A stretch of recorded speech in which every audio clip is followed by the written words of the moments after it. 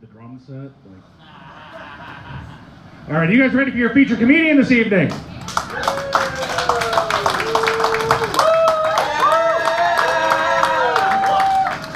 Not a lot of band kids tonight. That's disappointing. Your feature this evening is the winner of the Funniest Person in Twin Ports contest. Sign-ups for that contest for this year are still going on now, but if you want a taste on what it takes to be the best, give it up for Robert Lee, everybody!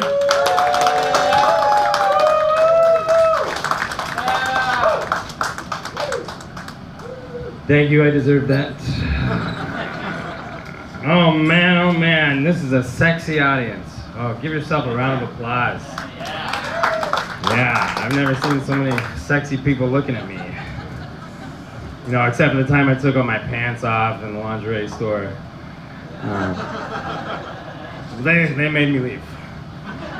And put my pants back on. Okay. Y'all, I am excited to be up here because something happened to me recently. It was amazing. It was amazing. Now, have you ever been driving your car and you see one of those sports cars like whipping in and out of traffic, or like a huge truck with exhaust and nuts hanging off of it, and you think, oh man, this guy is compensating for something, right? He's got an itty bitty weenie, huh? Well, I saw the opposite out in the wild not too long ago. That's right. Just like a white sedan, it was covered head to toe with Pizza Ranch advertisements. That guy doesn't give a shit about anything. He didn't care what you think about him. He must have a huge old dong. Yeah. Ladies, if you're looking for a real ride, find the Pizza Ranch guy.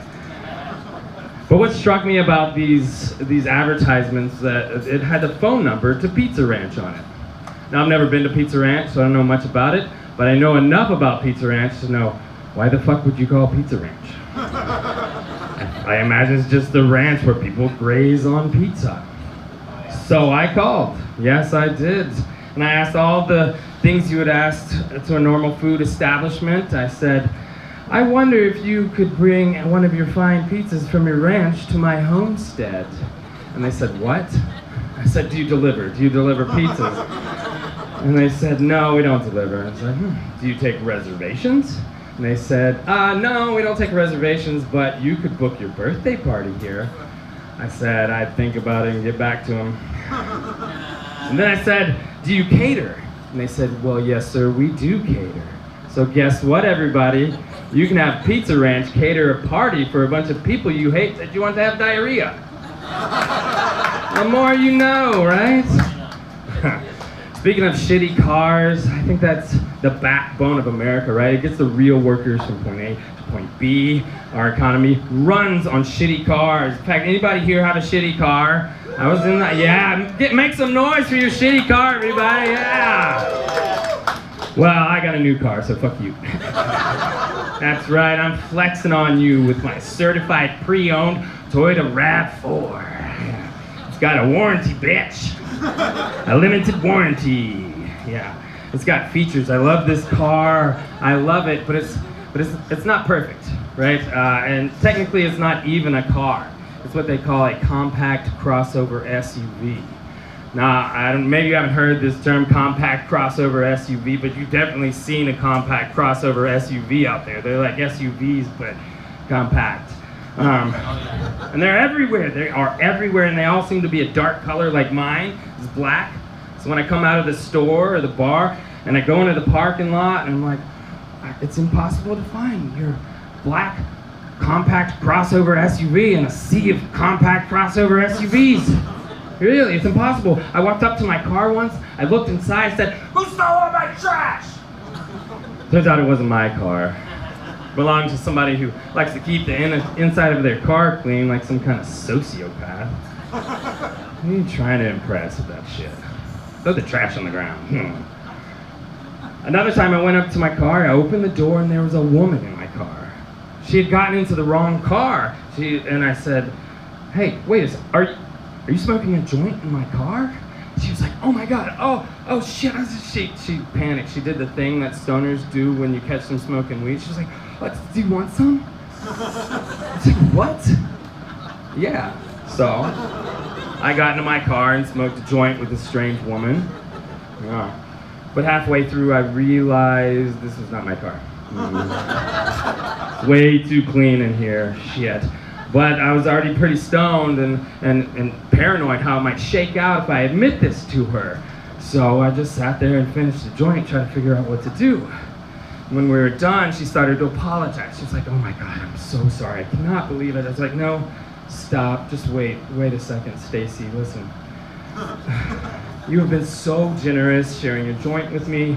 You can have my car." And I got out and I walked away really quickly. She might still be there. Poor Stacy. But even though it's hard to find my car in the parking lot, I love it. I love it. It's got features. Like I said, I've never had a car with features. It's got satellite radio. It's got hundreds of radio stations that I'll never even listen to. But the thing I like most, it's got comedy stations. And I don't know if y'all like comedy, but I like to listen to comedy. The only problem with it is they don't edit it, so they say shit and fucking cunt and whatever they want, and they talk about wacky off-the-wall stuff. And I have a 10-year-old daughter, so I have to be careful not to leave it on when I turn off the car and it comes back on, because I don't want to have to explain certain things to my daughter, like premature ejaculation. Because what do I know about that, huh? Don't ask my wife. She's got too high of a standard, all right? It's also got a little camera on the bumper and the screen on the dash. Never had this before, so when I'm backing out of my garage into the alley and I see the kid from down the street in the screen, I can punch the gas and run him over. Little jerk. It's hard to get him in reverse. It's also got all-wheel drive, so during the winter I don't skid or spin out when I'm trying to run over that little son of a bitch. I don't know if you can tell, but I don't like this kid. No.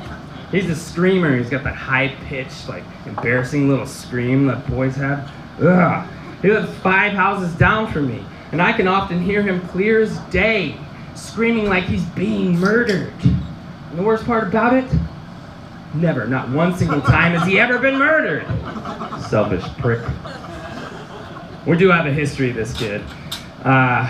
He would come over to my house for play dates with my daughter, unannounced, and just walk into my house, walk right past me like he lived there. He did this a few times, and I was watched because I was baffled. Who raised you? It's my neighbors who raised him. So I stopped him. I was like, "Look, buddy, you got to knock before you come into my house, okay?" And he's like, "Okay." But I didn't trust him. I didn't believe him, because the only way you can teach a kid anything is fear. That's right. So the next time I saw him coming, I hid behind the door. And when he opened the door, and he did, I jumped out and was like, "Oh my God! Oh, buddy! Oh, I thought you were a burglar. I almost went and got a knife and stabbed you in your face." He knocks now, guys. Yeah. He also doesn't look me in the face anymore. Yeah, I was hearing him scream earlier today, but he didn't get on my nerves, because I'm in a good mood. That's right. You know why I'm in a good mood, anybody? Because I got to go to Costco today. And I fucking love Costco. Who likes Costco? Give it up for Costco. Oh, the rest of you are racist. Okay. That's all right. We let anybody in here. But Costco, here's the thing about Costco. What I love about it, even though anybody can sign up to be a member at Costco, they make it feel exclusive. They give you an ID with your picture on it. You can register to vote with that goddamn thing. And when you get to the door, they got bouncers checking your IDs. That's right, they're not letting any riffraff into Costco. Hell no. And then once you get into that big, beautiful place, it's so amazing. One of the first things you walk past when you go in is a big mountain of sweatpants. Oh. It's like Costco saying, "Life sucks, we know, give up. Yeah. Do it in some sweatpants. Here you go, $12.99. And I was in there today looking through the sweatpants, trying to get large, extra large, double extra large, you know, just trying to plan for the future. And I met this guy. He was amazing, awesome conversationalist, very friendly. He was really concerned about my cell phone provider and is obsessed with AT&T, but guys, I think we're secret best friends. Yeah. He told me to come see him Wednesday. He's gonna help me with my plan. What a great guy. Then when you get past that guy, there's just aisles and aisles of things you didn't know you needed, but you do. They have a whole aisle of vacuum cleaners. Yeah, they got the little robot one, the circle one, in case you're really lazy and you want something for your cat to ride on. They've got wet dry vac, which will vacuum up wet things and dry things, like your dry cat's hair and your wet cat vomit and things in between, like a hair bow. Yeah, wet, dry vac. And they got regular vacuums, so you have something to do when you're all alone at 1 a.m. doing cocaine. Getting clean. Next aisle is just all ladders, right? All different sizes. They got step stools, they got mid-sized ladders, they got bendy ladders that form A's or go straight. They got just straight ones, they got just bendy ones. They even got little pinchers that you can grab stuff off the top shelf. And I was sitting there looking. It's like if I had all that kind of ladders, I could get all the way up to my ceiling and tickle it. Because I like to keep a happy home. That's an awful joke, but I wrote it and I had to make you hear it. That's the only funny part about that joke. On the next aisle, they have fake plants. And I love a fake plant, y'all. Because that means I can have a plant-like thing in my house, even though I am fully aware that I will let things slowly die around me. Yeah. I think that's why they put fake plants into nursing homes. That's a sad joke. That's about old people dying. I'm sorry. I didn't mean to bring us there. But on the very last aisle, you know what they got? Ninjas. Yeah, not the cool ninjas with kicks and throwing stars. No, the blenders. You know the little ninja blenders? So I got me one so I can make hummus and smoothies just like a real ninja. Yeah. Yeah, there's no real ninjas in Costco. Well, there might be, because it's a big place. Ninjas are sneaky, right? That's one of their trainings, is to be like... And then you get out of all those aisles, and there's the food. They've got produce, they've got food you can cook, they've got already ready food. They've got rotisserie chickens for $4.99. What kind of deal with the devil is that, It's a delicious one, that's what it is. Hey, have y'all ever stood over the sink devouring a whole rotisserie chicken in the middle of the night? And you gotta do it naked because it's a greasy situation. You ever been there? You know? That's the only way to finish a deal with the devil, guys. Otherwise he gets your soul. This way he just gets your dignity. Yeah. And they have free food at Costco. Everywhere you turn, there's samples everywhere. Yeah, you could have a whole meal on samples. It's awesome. And when you go up and get a sample, they'll give you 2. And they don't even give a shit if you're gonna buy the thing they're giving you a sample of. They don't even want you to talk to them.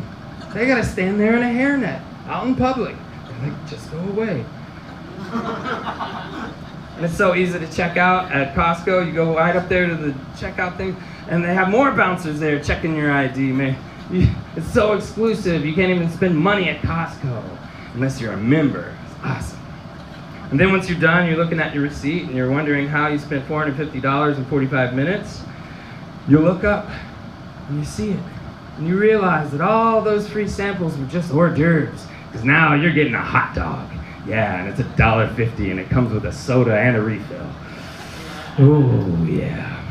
So you go up to the kiosk and you order your hot dog and you wait, they call your number and they put the hot dog in your hand.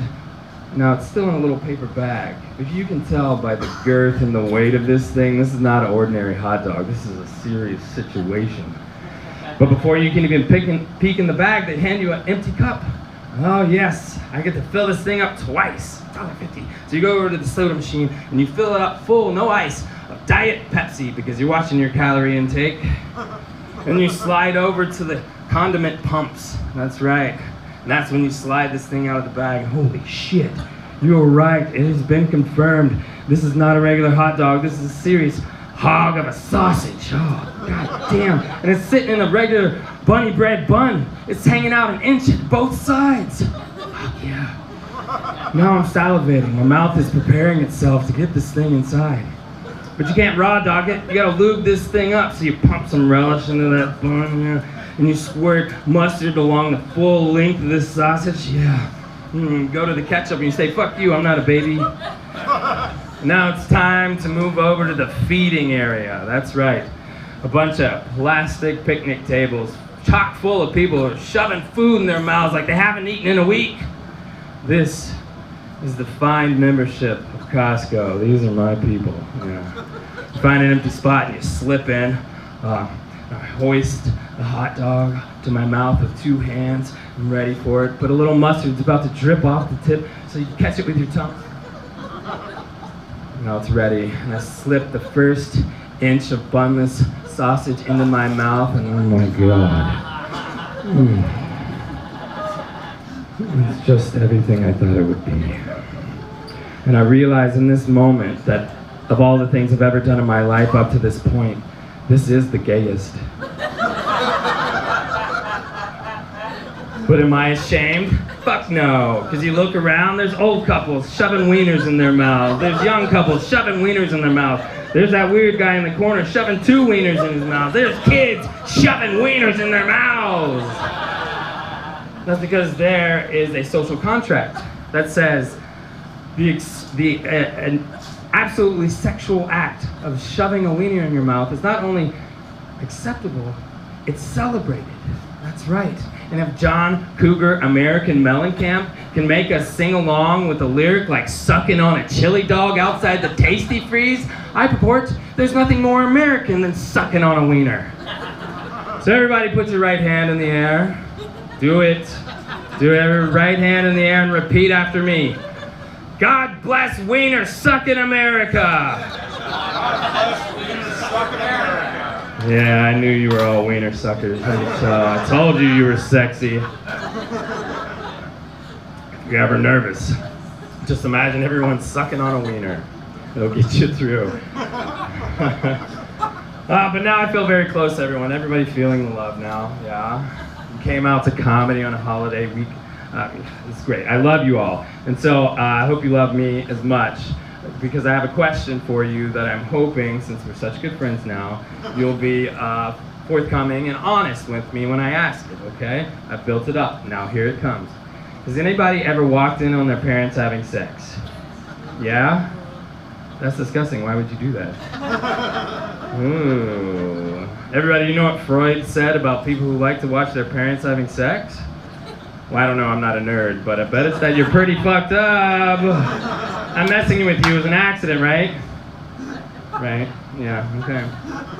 It was with me when I walked in on my parents having sex, yeah. It was an accident. It was like 6 or 7. I walked in, and there they were doing it. But I got the best possible outcome for walking in on your parents having sex. It's just boring old regular missionary sex. And it fucked me up pretty bad. I'm still dealing with it. I'm processing this out in public for laughs.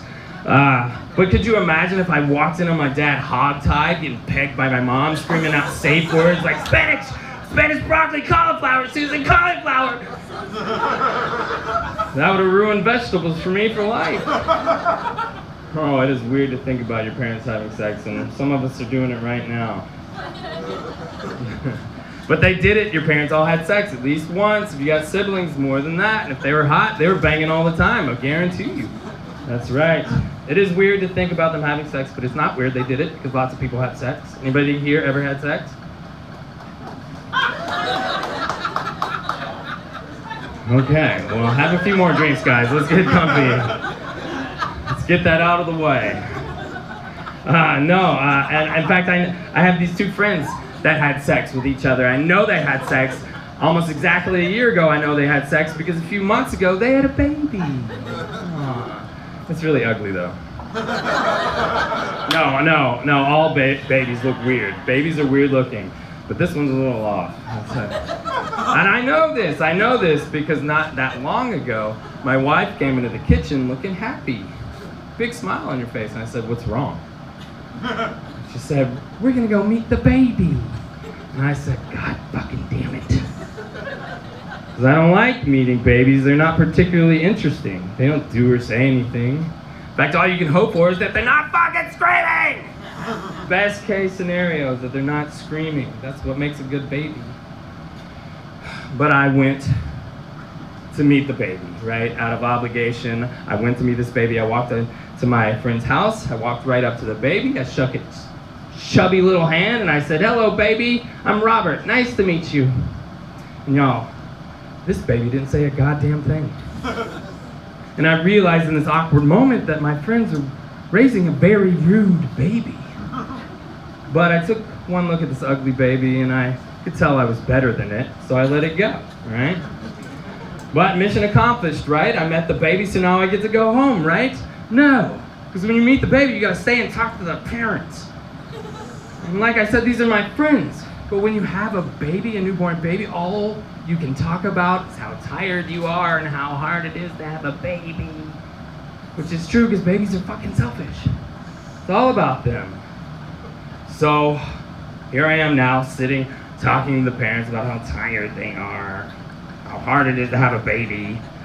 And I looked down at this baby, and I thought, you know what, I bet this baby's the dumbest one in the room. And there's a dog in here, but I wanted to check. So I said, hey baby, what time it is? And there's a digital clock right next to this baby, and it had no fucking idea.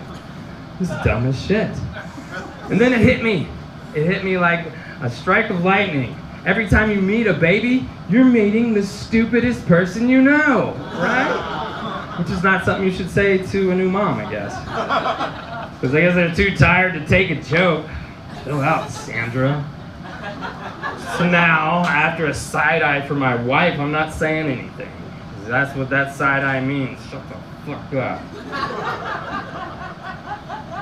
But then this is what happened, and I swear to God, this baby, looking at me like it's better than me, stuck its foot in its mouth.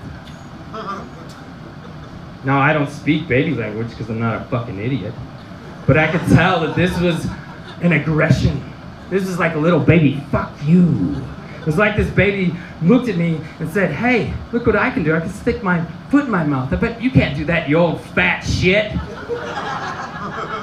Now y'all remember, I let the rude thing go earlier, but I can't let this slide. I can't let this baby think it's better than me. So I stood up over it to assert my dominance over this baby. I said, you know what, you ugly, rude, stupid ass baby, you can fuck off right to hell! I look over to my friends and they are dumbstruck, jaws on the ground. My wife is sitting there staring at me with utter disappointment. So I look back to the baby and I said, you see baby, I can't stick my foot in my mouth, huh?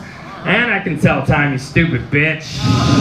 I'm Robert Lee and I am better than a baby. Get up, Chad.